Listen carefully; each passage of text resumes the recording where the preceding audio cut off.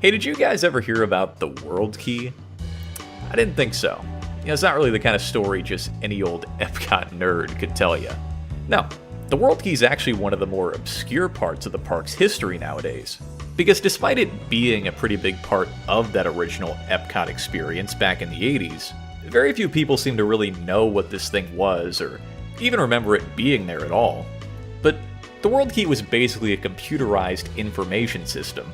You can kind of think of it as the park's own interactive digital directory, where any old visitor could walk up to a Worldkey station, tap on the screen, and pull up information about the attractions they had there, show times, restaurants, pavilions, instantly. As if just having working touchscreens back then wasn't futuristic enough for you, you could also even use it to have one-on-one video chat with a backstage cast member, either for making dining reservations or just if you had any questions the system couldn't answer.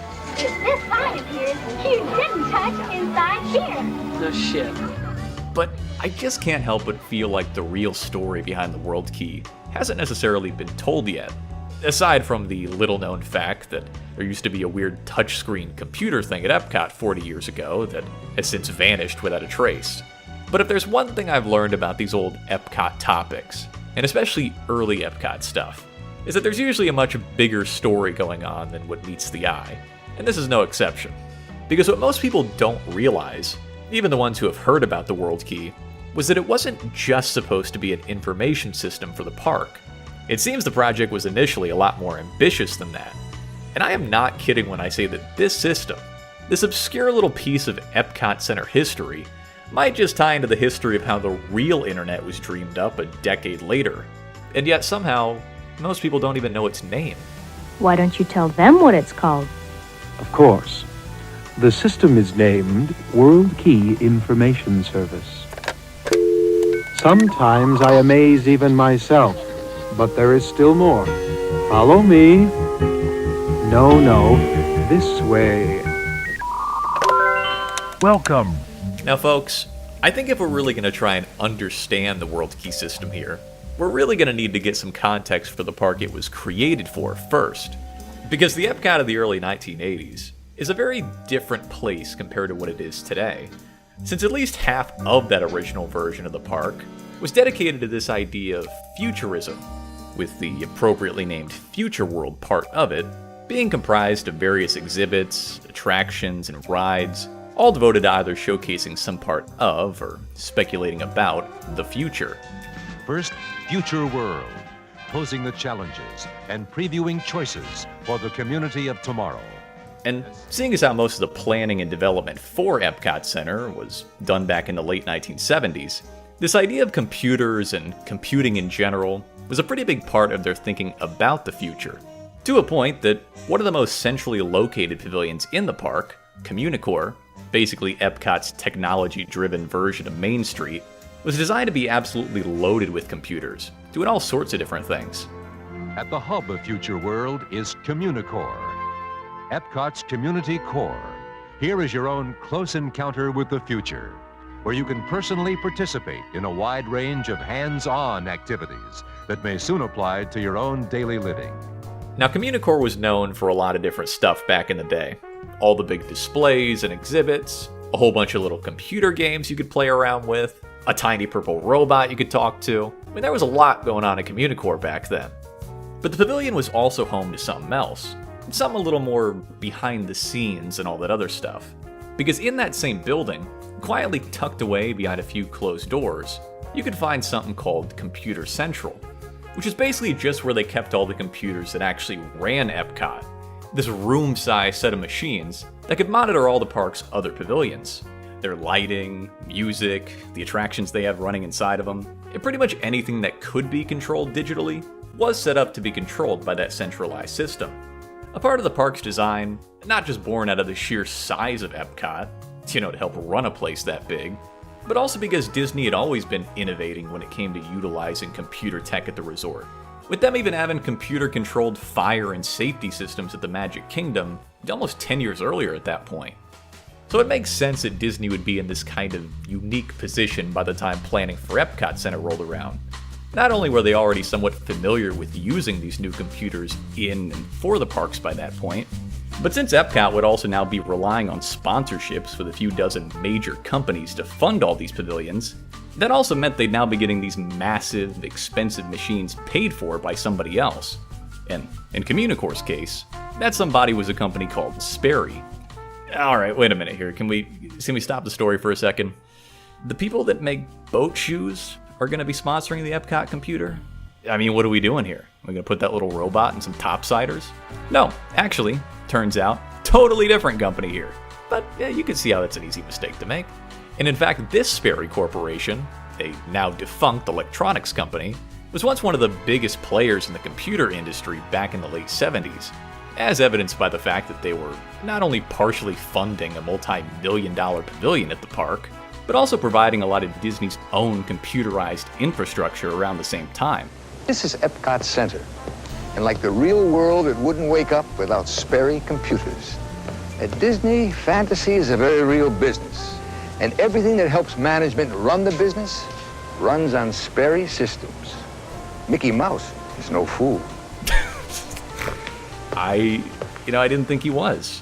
What the hell are you trying to say here, Kirk Douglas? So, that all makes sense. And Sperry's involvement with Disney here can kind of help explain how an early computerized technology like the Worldkey would come to exist at the park. But what doesn't make sense is that this whole computer, this room-sized megalithic machine you're looking at right now in the belly of Communicore, that's not the Worldkey system. That's only a single part of the system. Well, almost everything. Yeah, the whole thing is much more complex. Humans, they are all alike. As a matter of fact, Sperry, the main supplier of computers for the park, they barely had anything to do with the Worldkey's creation, outside of providing some of the storage hardware for it. Wait a minute, is that a Laserdisc? And it was actually another company, a company already sponsoring a completely different pavilion that made the rest of it. That being the Bell System, who were initially signed on just to pay for the park's Spaceship Earth attraction. And I mean, that makes sense. You got a dark ride about the history of mankind's communication, presented by a telecommunications company. That works in the same way that Sperry sponsoring Computer Central or an oil company like Exxon funding the Energy Pavilion does. But I don't think anybody else who was partnering up with Disney for EPCOT back then was actually going out of their way to create any kind of new technology specifically for the park at this same level. It's not like General Motors actually made a new car for everyone to go ride around in. No, they just pretended like they were going to. In the future. I mean, that's the whole theme here, right? And especially with how seemingly disconnected the whole concept of the Worldkey was from Bell's own industry. It just seems kind of out of left field that Disney would want a telephone company creating and showcasing some kind of proto-computer for EPCOT, when they already would have had Sperry. But one of the weirder things about early computing history when you look into it is that it actually does tie in a lot with telephone history. And the further back you go, the closer those two things get. This film is concerned with this type of computer, and its purpose is to present a general introduction to the subject. You wouldn't really think it, but since the first transistor was invented by Bell Laboratories back in 1947, they were really the ones who were pioneering and furthering the development of that technology initially. This picture is about the transistor. These tiny transistors are destined to play a big part in our electronic age. And even some of those really early computers that IBM created for NASA back in the 50s were still relying on way less efficient and kind of antiquated vacuum tubes up until about 1958, when they eventually switched to using the transistor instead. It is accomplished electronically by means of transistors, semiconductor diodes, and vacuum tubes. Such devices have a two-state characteristic, the ability to switch from one state to the other, switching in this manner in millions of seconds. This two-state characteristic is the foundation of electronic digital computer operation. And so throughout the early 1960s, Bell Labs continued researching and experimenting with different uses for the technology, which, in their case, usually just came down to better managing phone lines and calls. Because thanks to the earlier efforts of both Bell and the American Telephone and Telegraph Company that owned them, they had already effectively monopolized the industry way back in the late 1800s by frequently buying out the competition and growing their own communications network, at a time when it was a much bigger deal to do so. This is also back before the US government set up all those antitrust and anti-monopoly laws around the same time too, to try and prevent that same kind of competition busting from happening with other industries as well. One of the other big ones from back then, Standard Oil, actually got forcibly broken up by the government in 1911, and subsequently split off into a bunch of different little companies that were eventually, "Hey, Exxon, how you guys doing? Didn't expect to bump into you here." You know what, no, I'll catch up with you guys at EPCOT in about 70 years. But regardless, the reality by the 1950s and 60s in America was that Bell was really the only game in town when it came to phones for most of the country. And as a result, the early applications for the transistor weren't space-age rocket calculations or any kind of super advanced data processing machines or anything like that. They were mostly just used to help out with the logistics of phone calling. Everything from amplifying weaker signals to more efficiently routing calls. Transistors in this route selector may be helping to mark out the pathway along which your call will go. Because they are so tiny, transistors have made it possible to miniaturize many types of electronic equipment. Ironically though, the only reason the parent company at&t weren't also selling computers by the 1960s like other companies were, despite owning the patent on the very piece of technology that made it possible to begin with, was because of the fact that they were a monopoly. And when they first got sued by the US government back in the 1950s for breaking those same antitrust laws, just by existing, one of the conditions for settling the lawsuit was that at&t couldn't manufacture anything but Bell System products through Western Electric, another company owned by at&t that made most of the equipment they used on their phone network back then. So they had essentially been kicked out of the computer industry back when it was still in its infancy, which is really what allowed other companies like Sperry and RCA to rise to where they did in that industry, since Bell Labs would now just be licensing out the patent for the transistor to them, instead of forcing what would have been the competition to try and make their own equivalent, meaning a lot more attention could go towards actually advancing the technology, making it smaller, and finding more practical uses. This is an advanced microprocessor designed and manufactured by at&t. A view through a microscope reveals its awesome complexity. It has 150,000 transistors, over 300,000 internal connections, nearly 600 inches of interconnecting wires. And this all sets the stage for the larger microelectronics revolution of the 1970s, where the arrival of microprocessors based on that earlier technology slowly starts to make computing a little cheaper and more accessible, later leading to the rise of personal computers and all that other fun stuff. So, to make a long history short here, I guess it's actually not that weird Bell were the ones making the system, and especially not if you consider Disney's own history with them by that point, with the two's relationship going all the way back to Disneyland in 1967, when at&t took over sponsorship for the America the Beautiful show over in Tomorrowland, a partnership that was still going strong by the time EPCOT was underway a decade later. But I think the real reason the Worldkey had to be a Bell and at&t creation specifically was because of how they wanted to use it in the park, both literally and narratively. Because the other big thing about the system, outside of just information, is how closely the whole thing was also tied into the idea of communication. And while it was true that there were multiple locations around the park to use the Worldkey's interactive kiosks, and believe me, we'll get to all those eventually, they were most prominently behind Spaceship Earth, in that pavilion's original post-show area called Earth Station. You know, it's weird, but when EPCOT Center first opened, there was a very clear chronology to the park. An almost completely lost piece of design intention these days, but there actually used to be a kind of order to experience the attractions in. Obviously, with Spaceship Earth being the first and biggest thing you see, it's supposed to be what you check out first. And the whole history you get of human communication told in dark ride form was designed to set up all the other stories of more specific industrial history that you get in the other pavilions. And by extension, when you're getting off Spaceship Earth, the attraction dumps you straight into something called Earth Station, a big room where they've got rear screen projections promoting all the other attractions around Future World, along with being where you could find the park's various guest services. It was also, of course, mainly home to the Worldkey kiosks, which were meant to handle both of those other jobs as well. So, even though the Worldkey was a larger system made for the entirety of EPCOT, you can see how it was still part of Spaceship Earth technically, which I guess ties it back into Future World in general, since those two are so closely linked. The focal point of Future World is Spaceship Earth, where a communication system of tomorrow is becoming a reality. Oh, really? Imagine a time when information from any book in any library, from any source in any country of the world, is available simply by touching a screen. Wow, yeah, imagine something like that actually existing, guys. I don't know, it sounds a little bit far-fetched. It's happening now, in this 18-story geosphere presented by the Bell system.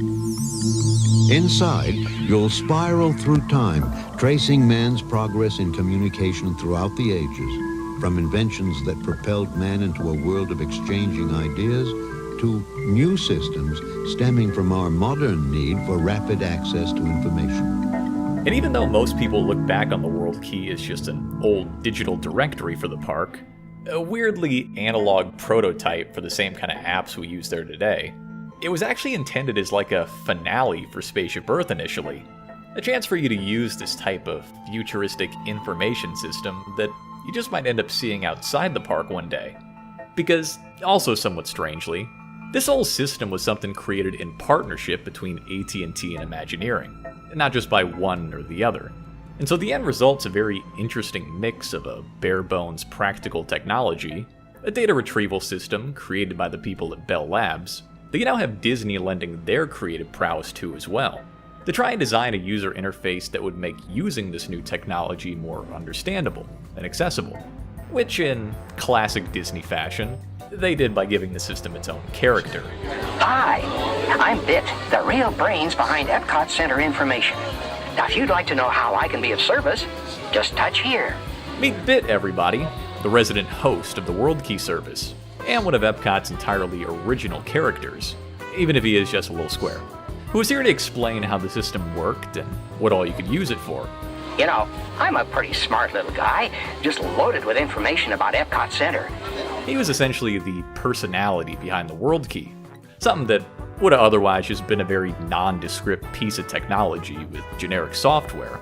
But now with Bit, the whole thing could kind of come alive in a much more personal way. And more importantly, a way that Disney thought visitors would respond to better. This is actually one of the bigger goals behind the park originally, to try and showcase all these new aspects of industry and technology, but still do it in a way that was non-intimidating for most of the people visiting. And this is where early Epcot's whole idea of friendly technology came from, a huge cornerstone of the original theming. As in Spaceship Earth, Communicore's theme is communications, but with a special emphasis on systems that are friendly, not formidable. And similarly, the Worldkey acted in that same sort of way, even down to the animated character and graphics. All of it was there just to keep this from feeling like another computer terminal you could find anywhere else. And as I alluded to earlier, I am extremely fascinated with the inner workings of the Worldkey, because the system isn't exactly a computer. Not really. But a computer is involved.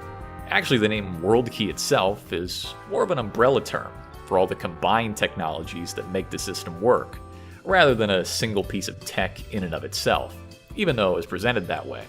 So we're really going to need to get inside this thing, crack it open and see what makes it tick, pull it all apart and put it back together again to see what's what.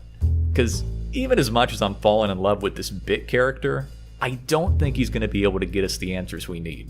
He's a man on the inside, alright? He's biased. Literally. Luckily for us, though, Disney actually put out a mini documentary all about the system back in the early 80s. I guess when the whole thing was still new and impressive enough to want to talk about. So hopefully this will give us some more details and maybe even some of the real origin story behind it. I'd like to take you on a trip inside this system to show you why it was created, how it was created, and just what it means for you today and for your future. Oh my god, that's exactly what I'm looking for. Thank you. EPCOT Center, an experimental prototype community of tomorrow, a celebration of the future, a place where things that had only been dreamed of could become reality. But with these realities came other realities. All of a sudden, we were getting estimates of 13, 14 million people a year coming. Well, we saw a little problem. How would we answer all their questions about EPCOT Center? In keeping with the theme of EPCOT Center, we wanted to create a futuristic information system, a question and answering system that would both solve our problem and be fun to use. Yeah, I don't know if it's just me. Maybe too much time down the transistor researching rabbit hole fried my brain a little bit back there, but something about this documentary feels kind of weird. A little uncanny. Is that just me? It sounds simple enough. Well, coming up with the concept was easy. Okay, yeah, it's not just me. Something is definitely wrong here. Assuming these are all the real people in these roles and not just actors playing them, bold assumption I know based on these performances, it seems like everyone was probably asked and had written down their answers beforehand, and we're now just acting those answers out for the camera here. After a lot of discussion, we decided the system had to be fast, so that time could be spent enjoying EPCOT Center and not standing in line waiting to get questions answered. It had to be reliable, so that it could work at top efficiency day in and day out, and it had to have a high-tech feel, very visual, exciting. But the end result is a very surreal experience, and frankly, I can't afford to be getting distracted by shoddy acting work right now, guys. I'm trying to learn about the system here, okay? Guys, just act naturally when you're answering the questions, okay? Take your glasses off, be casual with it. This is how you do it, okay? You got it? We're only doing one take, go! But basically the gist of what everyone's getting at is that there was a real need to communicate a lot of information about the park to its visitors when it first opened. You know, not everyone was going to automatically get the whole permanent World's Fair thing when it was still new.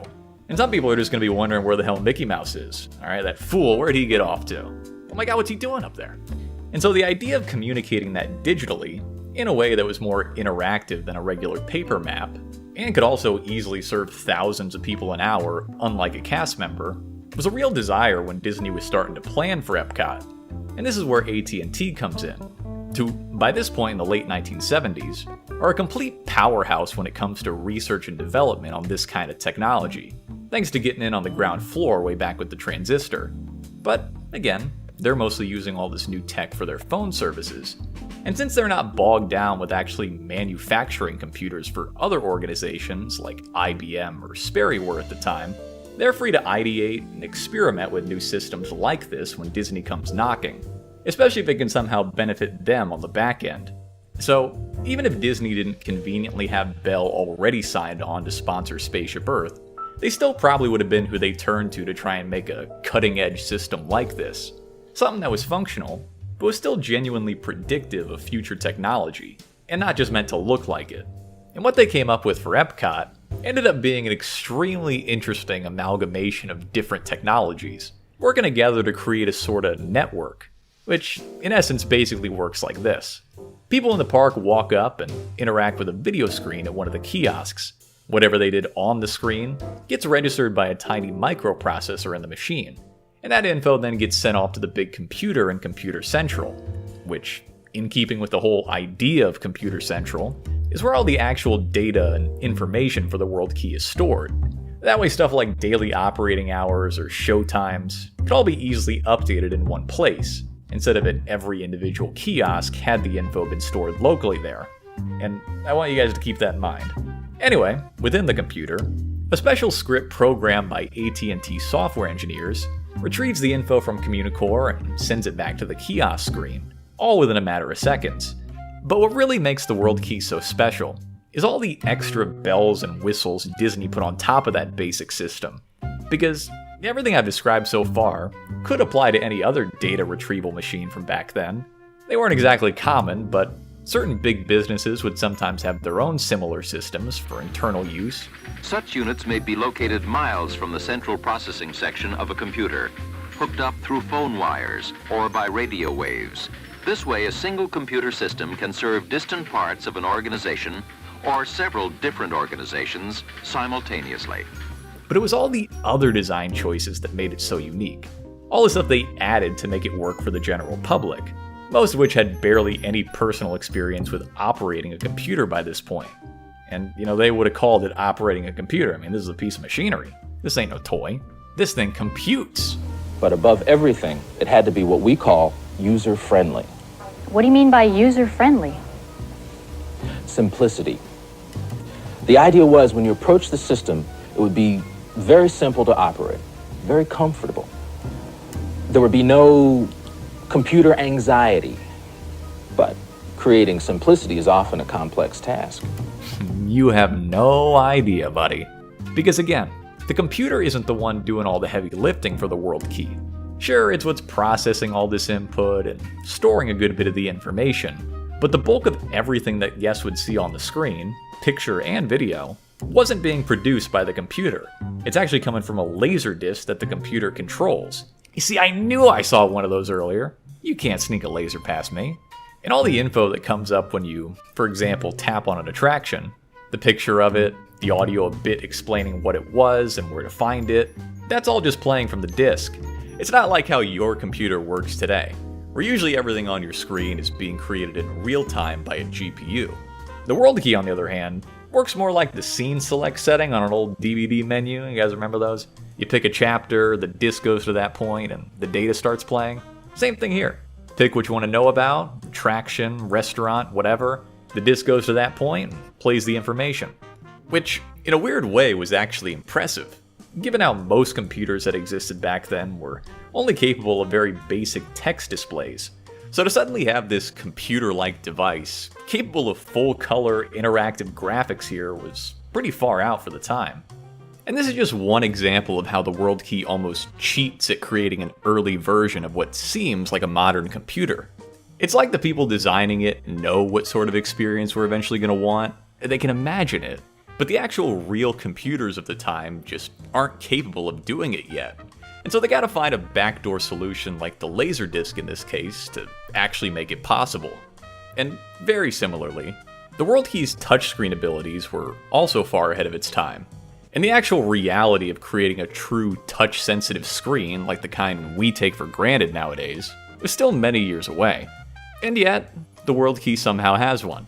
Is it Disney magic? Is it fake? Am I losing my mind here? What's going on? Well, it was actually thanks to another clever workaround. Because you didn't literally need to invent a piece of glass that would respond to input here. All you really needed was a way to make it seem like that's what was happening. Which they accomplished by making a monitor crisscrossed with a grid of invisible lasers. That way, all you had to do was break the grid at a certain spot with your finger, and the sensors would register where that happened on the screen and receive the input. But even for how futuristic a feature like that would have seemed at the time, the fact was that Bell had already patented a system just like it way back in 1960, where you also had a grid of collimated lights getting interrupted by a physical touch. And even though that original Bell Labs version was made for a totally different use case back then, they still saw how it could be modified to make the computers themselves more intuitive, and get a whole new demographic of people using them here. We needed a component that would conveniently display the information. You mean a monitor? But not just any monitor. We wanted to make it even friendlier. So we took a standard monitor and equipped it with an infrared touch-sensitive bezel. That doesn't sound very friendly. Let me explain. Guys, not every computer at EPCOT needs to be friendly. These things are at work, okay? They're not supposed to be in a good mood. Since when? Another one of the interesting aspects of the Worldkey's tech was its video chat ability, where you could remotely talk to a cast member, or a Worldkey Information Service attendant.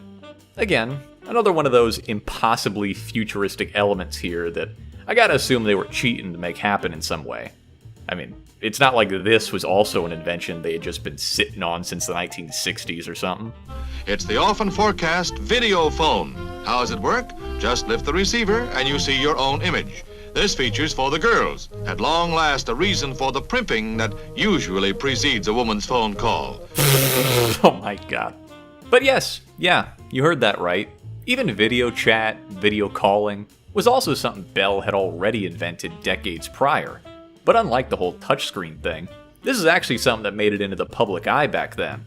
With Bell doing demonstrations of the technology throughout the 1950s and really promoting it in years leading up to its eventual debut, when actual picture phone service started getting offered in a few cities throughout 1970. Ultimately though, the picture phone kind of turned out to be more of a novelty than any sort of practical communication device back then. Mainly just because of how prohibitively expensive it was to get the service in the first place, and it was eventually discontinued by 1973, leaving the actual picture phone technology obsolete. And real quick, I gotta give a shout out to the tech enthusiasts out there online again, because I actually came across a video where they had a working one of these, which was pretty interesting to see up close in action. This is amazing that these are operating here. I haven't seen one of these in 30 years in operation. I haven't seen one since Disneyland and... Hold on, wait a minute. What did that guy just say? Oh yeah! I forgot to mention, it must have slipped my mind, but one of the places Bell was demonstrating the old picture phone before they rolled it out was at Disneyland, at the end of that America the Beautiful show they were sponsoring, where a big group would get a chance to see how the tech worked after the attraction, as Bell employees would call another one of the picture phones on display, either at the Museum of Science and Industry, the Franklin Institute in Philadelphia, or even one they had at the famous Expo 67 in Montreal, the same Real World's fair that EPCOT Center would end up taking some inspiration from. Just a little bit though, nothing too obvious. But very likely for practicality purposes, the Worldkey didn't end up using that same old Bell picture phone method, where you're sending highly compressed video data via telephone line, and they just kept it simple with regular old closed-circuit cameras that would connect visitors with the attendants. Since they don't really need to work like real phone lines, where you can call anyone and that's basically the whole point, this call's only going one place, and that's straight to my buddy Dave in Communicore, who's about to break the bad news that I'm in the wrong park to eat dinner tonight. Hi, may I help you? Yeah, can I make reservations for King Stephens? Pardon me, sir? For King Stephens in the King castle? Stephens, no, I'm sorry. That's in the Magic Kingdom, and I don't take reservations but for just EPCOT Center. Man! I knew this was gonna happen. Alright, I'm gonna call the Magic Kingdom on this thing. Dave, how do I hang up? Alright, so it goes without saying that the Worldkey system of doing things is kinda weird. But even stranger than how it worked, or even what happened to it, is just how much of a big deal they considered it to actually be at the time. This is something that's kinda lost now, but at&t even put out this big TV special back in 1984 called The World of Tomorrow, where they literally send William Shatner to Epcot just to talk about the Worldkey. I mean, look at how much space this thing is taking up in the dang TV guide, for God's sake. Clearly, they thought it was a bigger deal than just something to get your beer garden reservations with, at least at some point. And it makes sense, because I actually found in one of the old EPCOT Center newsletters from back then that at&t was specifically monitoring its performance at the park for research on similar systems. And that's true, because even as early as 1979, you can find videos of Bell talking about doing trial runs of information systems like these in real life. Systems that would have used very similar technology and techniques to the Worldkey. There is also activity taking place within at&t. Various organizations are investigating approaches to an electronic information service. The system's three components are a host computer where the databases are stored, terminals in homes plus businesses, and the telephone network which connects the databases with these terminals. Okay, this is starting to sound a little familiar. And just knowing that, it really recontextualizes the whole thing being at Epcot. You can see how much more of an experiment putting it in there actually was. Worldkey Information Service, a prototype system, a system upon which other systems will be based. And the whole thing starts to make a lot more sense when you understand how it ties into the research Bell Labs was doing at the time. Because even if this wasn't a one-to-one test of the exact same system they were developing for home use, it still makes sense to do a large-scale trial of the whole networking system and how the information gets sent around and accessed.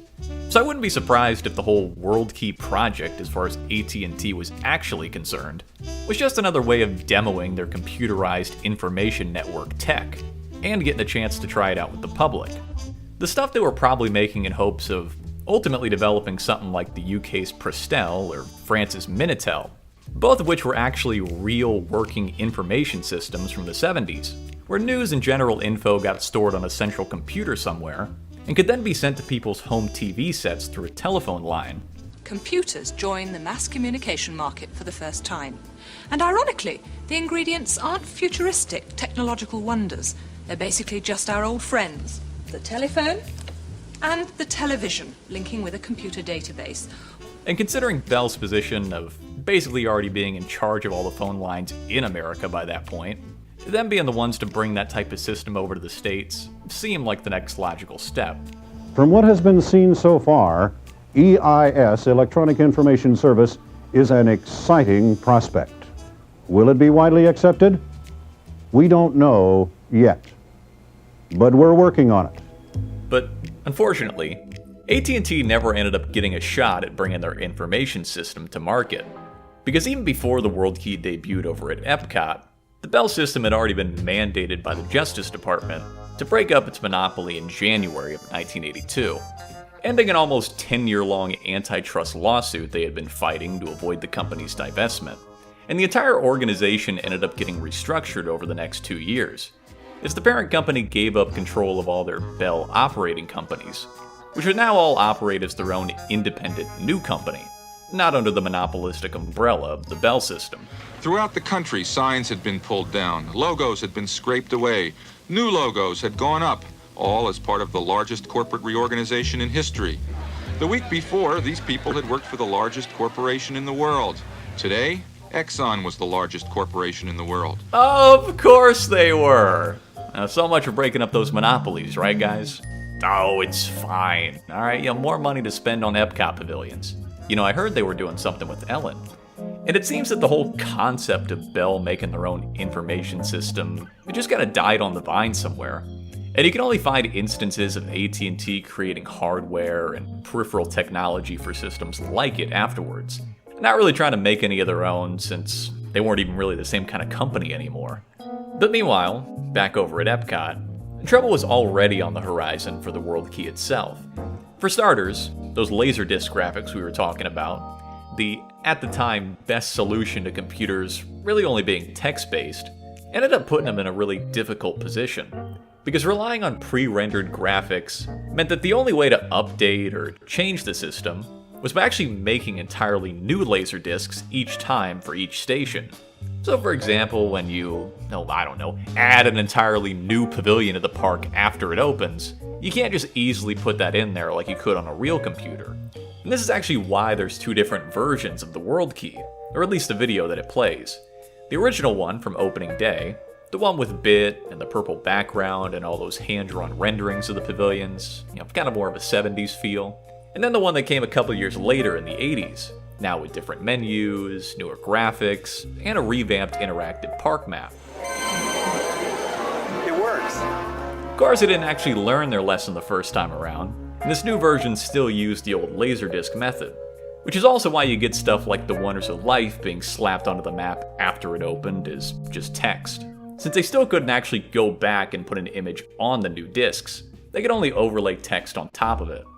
And this is one of the main reasons the Worldkey slowly fell out of use by the early 90s, as less and less people were using it for any kind of day planning or directions, since the average paper map was probably going to be more up-to-date than the computer was, ironically. And the last real function the system served throughout the 90s was still just for making dining reservations, something even they point out on all the maps back then. But even that feature was slowly being phased out too, with Disney introducing a new phone line specifically for reservations by 1995, and taking advantage of the growing popularity of mobile phones back then. Of course, we're all familiar with portable cellular phones. You've all seen phones like this, but did you ever think they'd get this small?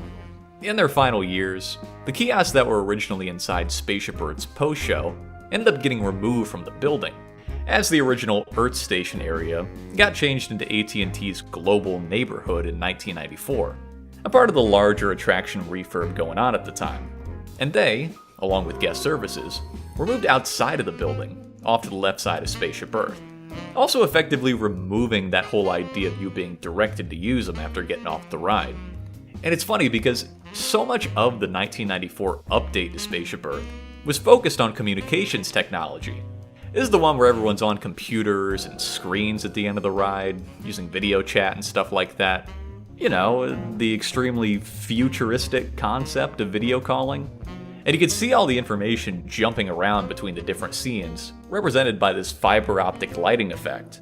But even that lighting effect, something they were using just to symbolize how quickly information could travel, is quite literally the exact same technology that the Worldkey used to send its information a whole decade earlier. Fiber optic cable can transmit up to 45 million light pulses, or bits of information per second.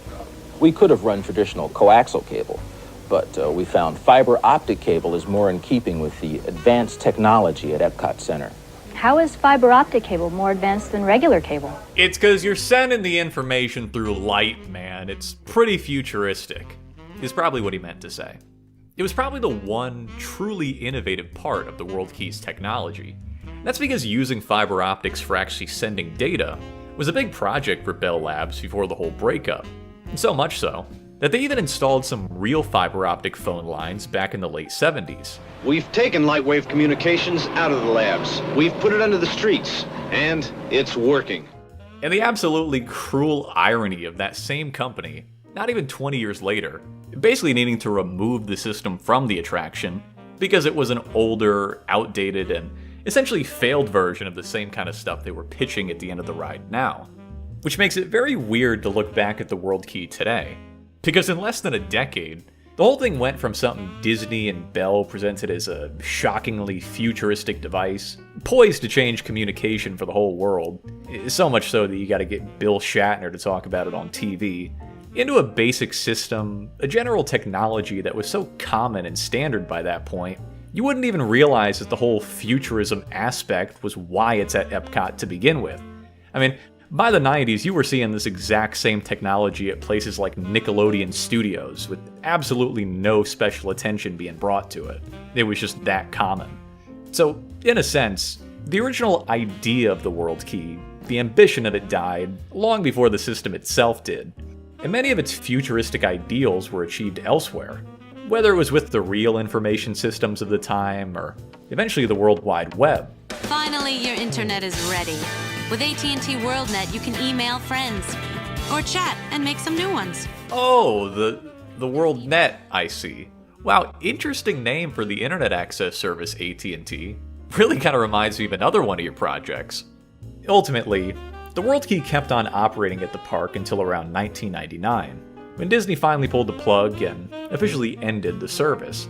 From there, the kiosks that were outside Spaceship Earth got all their screens covered up, the ones that were on the bridge leading into World Showcase were removed outright, and oddly enough, the ones over in the Germany pavilion were also removed, but they left behind the original structure they were in, basically hollowing out the whole thing and turning it into a small shop. Something that it still exists as today, where you can buy little glass items, leaving it as really the sole remnant of the system ever even being there, after the ones that were covered up outside Spaceship Earth finally got demolished completely back in August of 2019. And nowadays, if you look at the spot, you wouldn't even know they were ever there.